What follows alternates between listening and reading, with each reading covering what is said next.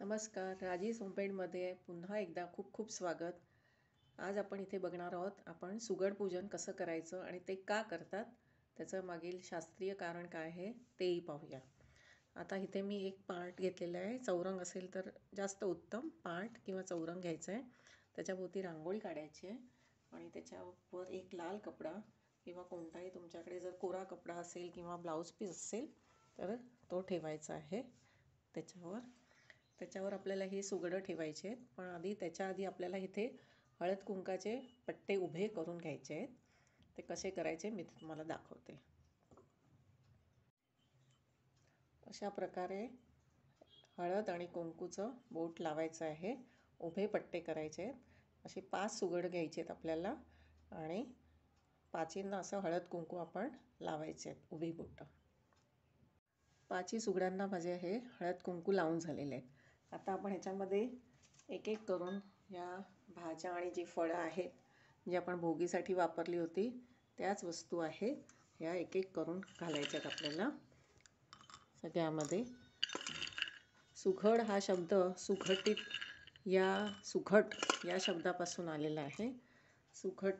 सुघटित म्हणजे सगळं व्यवस्थित घडणारं, सगळं व्यवस्थित घडलेला घडी.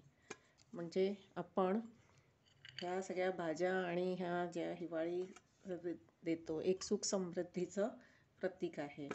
हिवाळ्यात या भाज्या फळं येतात त्या आपण आवर्जून आपल्या आहारात घेतल्या पाहिजेत. त्यामुळे आपलं शरीर व्यवस्थित सुदृढ होतं आणि जर शरीर सुदृढ असेल तरच आपण इतर कामं करू शकतो. आता मी ह्याच्यात शेंगदाणे घातलेत, ऊस, गाजर, आता हे हरभरे घातलेत. या प्रत्येकाचं एक एक आयुर्वेदिक महत्त्व आहे, तुम्हाला सगळं माहितीच आहे.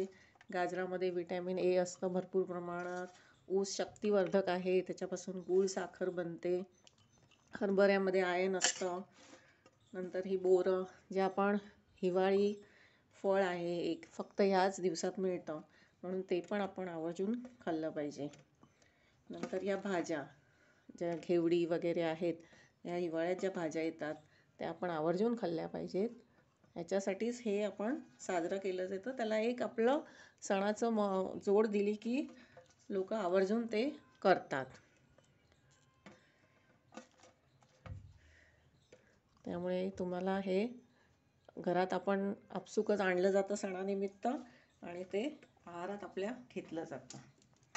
आता ह्याच्यामध्ये तीळ घालणार आहोत आपण.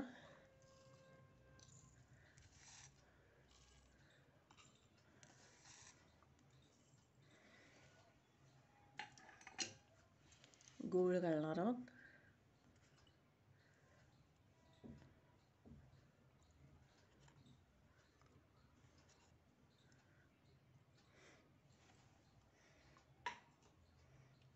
आणि त्याला आपल्याला हे तिळगुळाचा नैवेद्य दाखवायचा इथे.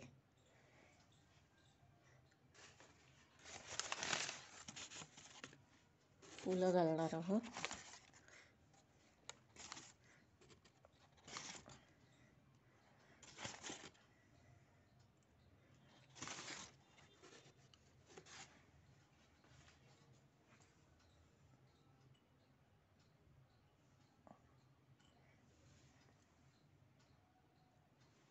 ते निरंजन ठेवायचं आहे.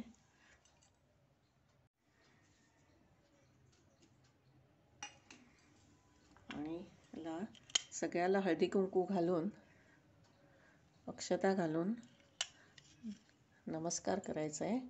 आणि असंच माझं या घट जसा भरपूर धनधान्य भाजी फळं फुलाने भरलेलं आहे, तसंच माझं घर पण असंच अन्नधान्य आणि सुख समृद्धीने भरलेलं राहावं वर्षभर, अशी देवाकडे प्रार्थना करायची आहे.